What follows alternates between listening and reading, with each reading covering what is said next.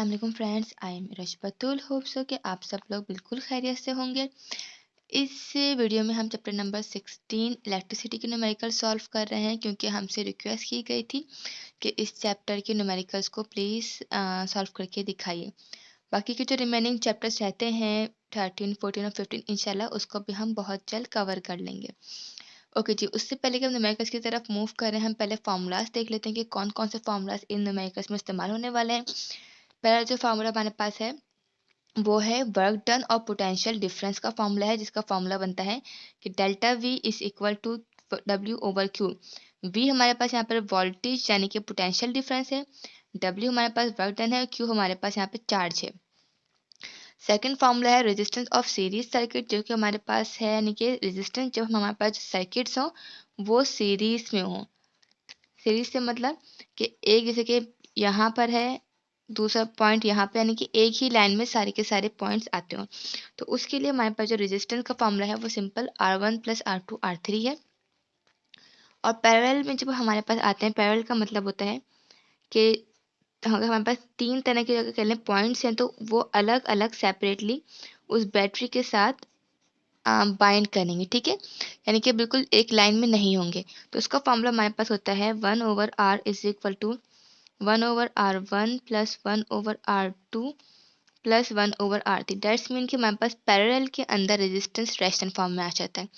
Potential difference का formula हमारे पास जो कि है वो है V is equal to I R. I हमारे पास यहाँ पर जो कि है वो है करंट, और R अगेन हमारे पास यहाँ पर रेजिस्टेंस है, और V फॉर द वोल्टेज, ठीक है जी। पावर का अगर हम सर्किट के अंदर पावर का फॉर्मूला देखते हैं तो हमारे पास पावर का फॉर्मूला आता है P is equal to V I, V for the voltage और आई फॉर द करंट, ठीक है जी। तो ये फार्मूलाज हैं जो कि हम अपने न्यूमेरिकल्स में इस्तेमाल करने वाले हैं। हम मूव करते हैं अपने फर्स्ट न्यूमेरिकल की तरफ। हमारे पास पहले सवाल में कहा जा रहा है कि calculate the amount of work done. हमें वर्क डन मालूम करना है कि इन अ कैरिंग अ चार्ज ऑफ, जिसके पास चार्ज हो 2.5 माइक्रो कूलम कूलम, ठीक है ना, फ्रॉम ए टू बी, यानी 2 पॉइंट्स दिए में।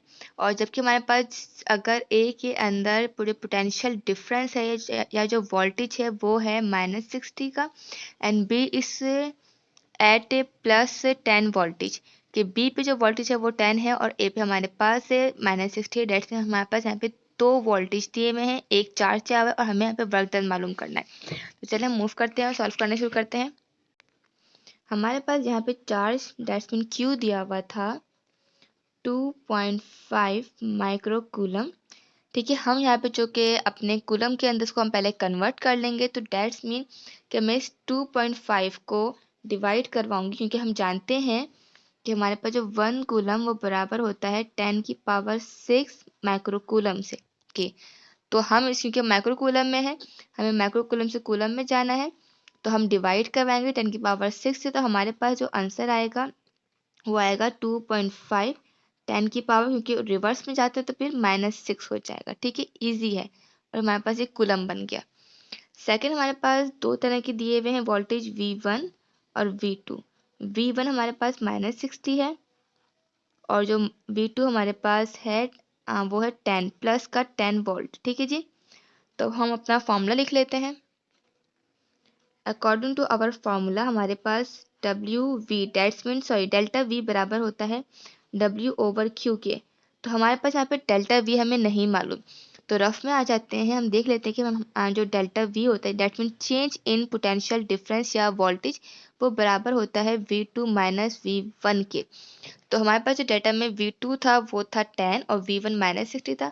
हम अपने इस इक्वेशन में इसको पुट कर लेंगे। V2 10 था, माइनस का साइन लगाया और माइनस का 60, माइनस माइनस प्लस हो जाएगा, तो 10 plus 60 is equal to delta V हमारे पास आ रहा है 70 वॉट, ठीक है जी।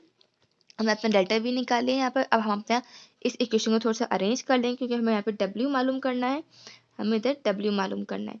तो क्यू यहाँ पे डिवाइड है, वहाँ पे जाके मल्टीप्लाई हो जाएगा, तो delta V multiply by Q is equal to work done. Delta V हमारे पास 70 आया है और क्यू हमारे पास 2.5 10 की पावर -6 है। उसको हम मल्टीप्लाई कर लेते हैं। 2.5 को जो कि सिग्निफिकेंट वैल्यूज को मल्टीप्लाई जब मैंने करवाया 70 से तो मेरे पास आ रहा है 175।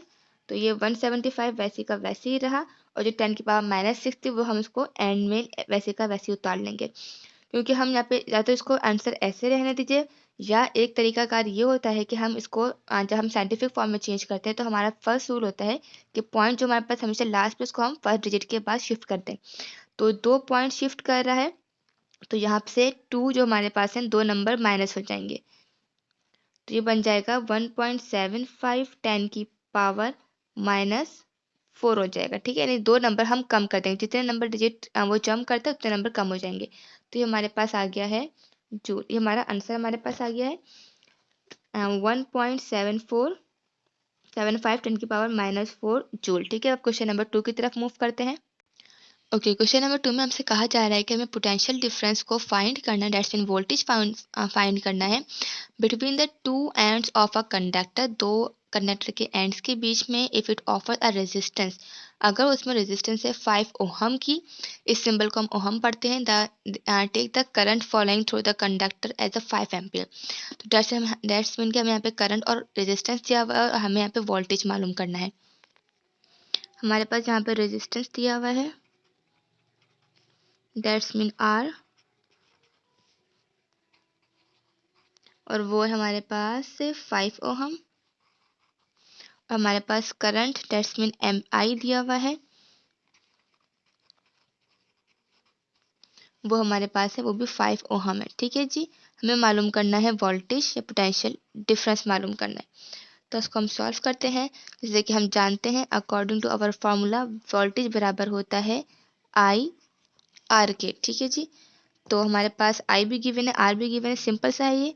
I हमारे पास 5 है, R भी हमारे पास 5 है, 5 जब हमारे पास हो जाएगा 25 वोल्टेज इसका आंसर है। बुक में भी हमारे पास 25 वोल्ट है, और प्रीवियस वन का भी बिल्कुल सही था, 1.75 10 की पावर -4 ही आ रहा था। ठीक है जी, अब क्वेश्चन नंबर 3 की तरफ मूव करते हैं।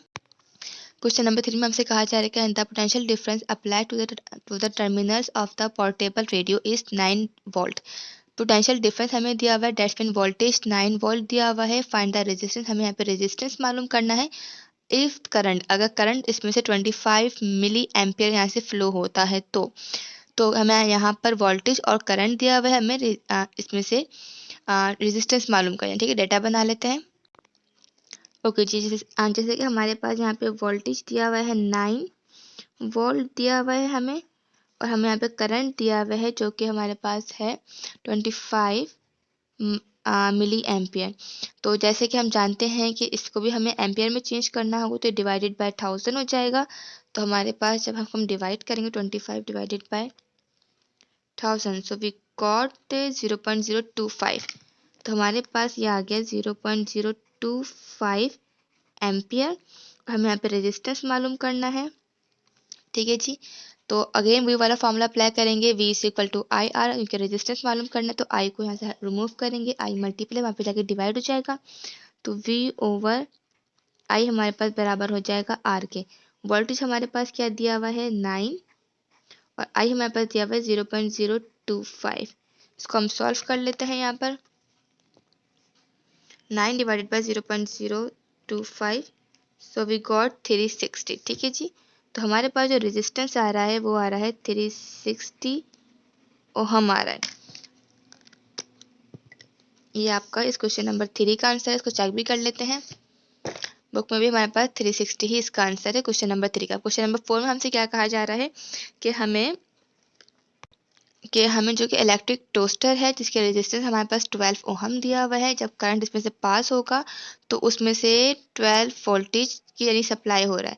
तो कह रहे हैं कि हमसे करंट कितना पास होगा जब इसमें वोल्टेज 120 वोल्टेज सप्लाई अगर हो। सो अगेन वही सिंपल फॉर्मूला इसमें अप्लाई होगा। इसके अंदर हमारे पास रेजिस्टेंस है, वोल्टेज है, इसमें भी हमें करंट ही मालूम करना है। थोड़ा सा फॉर्मूला आपका V is equal to I R वाला है, अरेंज करके इसको सॉल्व कीजिएगा और यह खुद करेगा आप लोग। ठीक है, अगर समझ में ना आए तो आप लोग मुझसे पूछ लीजिएगा, देन फिर मैं आप लोग को समझा दूंगी। क्वेश्चन नंबर 5 की तरफ मूव करते हैं। हमारे पास एक डायग्राम भी दी हुई है और हमसे कहा जा रहा है कि हमारे पास एक सीरीज सर्किट है। देखिए ये एक ही लाइन में बने हुए, इसमें मतलब ये बैटरी के साथ तीनों के तीनों जो पॉइंट्स हैं वो एक ही बैटरी के साथ एक साथ जुड़े हुए हैं, ठीक है। तो ये हमारे पास सीरीज सर्किट हो गया। इसमें हमारे पास लिखा हुआ है कि 3 रेजिस्टेंस है जिसका रेजिस्टेंस है 40 और 50। इस बुक में हमारे पास एक मिस प्रिंटिंग हुई हुई है।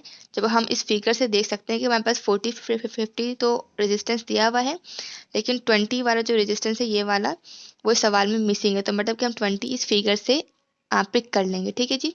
तो वो कनेक्ट हुआ हुआ एक वोल्टेज सोर्स थे जिसकी जो वोल्टेज है वो 120 है।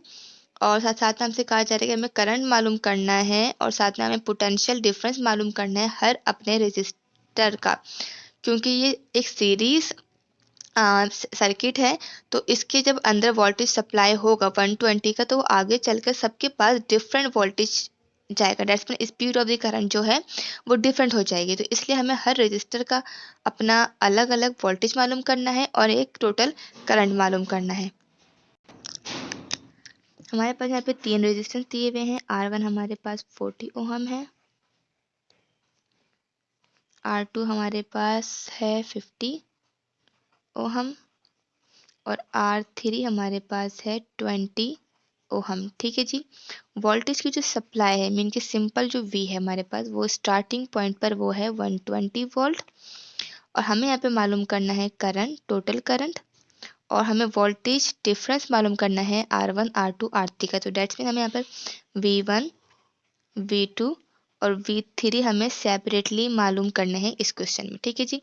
तो पहले तो हम इसमें से आई को मालूम करने के लिए हम पहले रेजिस्टेंस, जो तीनों रेजिस्टेंस है उनका हम इक्विवेलेंट रेजिस्टेंस मालूम कर लेंगे। डेट्स में हम फार्मूला अप्लाई करेंगे रेजिस्टेंस वाला, R is equal to R1 R2 and R3 का, ठीक है जी। तीनों रेजिस्टेंस को हम सम अप कर लेते हैं, 40 plus 50 and plus 20। So we got 110 ohm, ठीक है। हमारे पास जो R आया है वो आया है 110। अब इससे हम अपना करंट मालूम कर लेंगे। जैसे कि हम जानते हैं कि करंट का जो फॉर्मूला जो हम यूज़ करेंगे वो V is equal to IR वाला ही यूज़ करेंगे। इसकी हेल्प से हम अपना करंट मालूम करेंगे, अरेंज कर लेंगे। रेजिस्टेंस हम इक्विवेलेंट रेजिस्टेंस मालूम कर चुके हैं, तो यहाँ पे मल्टीप्लाई, वहाँ पे जाके डिवाइड। तो ये कुछ यूँ बन जाएगा कि V/R बराबर है I के। हमारे पास जो वोल्टेज की सप्लाई, मेन सप्लाई थी वो थी 120 वोल्टेज और रेजिस्टेंस हमने मालूम किया था 110। 0 से 0 कैंसिल हो गया है। अब हम इस 12 को डिवाइड कर लेंगे 11 से। सो वी गॉट 1.09, ठीक है जी। तो हमारे पास जो करंट आया है, मेन करंट, वो आया है 1.09 एम्पियर। अब हम इस करंट की हेल्प से और रेजिस्टेंस की हेल्प से अपने V1 V2 V3 यानी रेजिस्टेंस हमें दिया हुआ था, V1 V2 V3 मालूम कर लेते हैं। ओके जी, मैंने जैसे ना 3 कॉलम बना लिए। आप चाहे तो कॉलम बना के कर लीजिए या सबको, यानी कि पहले V1 मालूम कर लें फिर V2 फिर V3, आपके ऊपर है। तो हमारे पास जैसे कि करंट था वो तो कांस्टेंट था, सबके पास इस सीरीज में कांस्टेंट होता है 1.09, और हमारे पास रेजिस्टेंस R1 था 40। सिमिलरली हमारे पास V2 के अंदर करंट था 1.09 और R2 हमारे पास था 50। V3 के अंदर हमारे पास करंट भी सिमिलर था 1.09 और R3 था 20। इन सबको मल्टीप्लाई करने पे हमारे पास यहाँ पर आ रहा है V1 आ रहा है 43.6 वोल्ट और हमारे पास V2 आ रहा है 54.5। थर्ड वाला मल्टीप्लाई करते हैं 1.09 multiply by 20, so we got 21.8, ठीक है जी। तो हमारे पास जो V3 है वो आया है 21.8 और ये V2 आ गया हमारे पास। ये सारे के सारे हमारे पास वैल्यूज आ गई हैं। So we got V1 43.6, V2 54.5, V3 21.8। इसको हम बुक से भी चेक कर लेते हैं, ठीक है जी। हमारे पास यहाँ पे करंट जो था 1.09 ही आया है हमारा, V1 हमारे 43.6 था, V2 54.5 ही आया है और V3 21.8 ही आया है, ठीक है। दैट्स मीन कि हमने बिल्कुल सही तरीके से इसको फाइंड आउट किया है। ओके जी, अभी हम अपने जो है 5 न्यूमेरिकल्स तक इस वीडियो को रखते हैं ताकि ज़्यादा लेंदी ना हो जाए। बाकी के न्यूमेरिकल्स इंशाल्लाह नेक्स्ट वीडियो में आप लोगों को सॉल्व करके दिखा दूंगी। और अगर कोई क्वेश्चन हो तो प्लीज़ पूछ लिएगा, डोंट फील हेजिटेशन, और अपना बहुत सा ख्याल रखिएगा। अल्लाह हाफिज़।